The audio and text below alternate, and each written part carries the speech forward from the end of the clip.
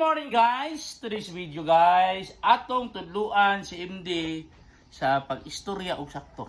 No, so, ang words na mahinoon, ang word nga atong ipa-pronounce karon sa iya is kining unsaon pagsulti sa Cyrillac.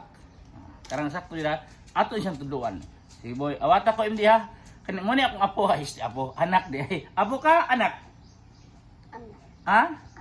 Anak ko nimo? Anak ko? Di ko lolo?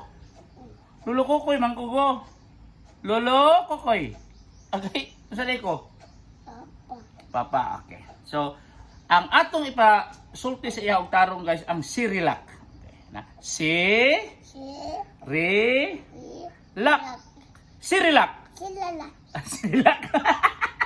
Otro. Kay ang iyang paborito kanon ani guys, Cyrillac pag siya dili kay siya kaog rice mo nga ato siyang ipa-istorya og Cyrillac. Oh.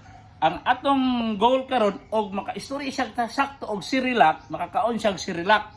Pero di siya makakaon og di siya maka-istorya sakto, dili siya makakaon og Cyrillac, no? Hop. Sige. Tarong gid nga maka-istorya og Cyrillac ha.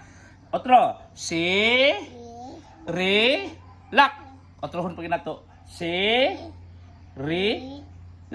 Cyrillac.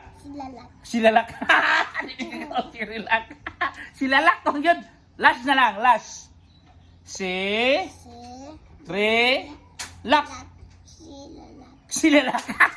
Cyrillac manggil.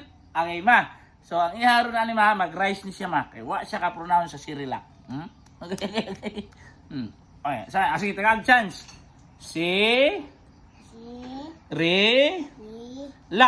Cyrillac ng yun. Why kaot og Cyrillac kay rice taron ha kay Cyrillac. Why agay.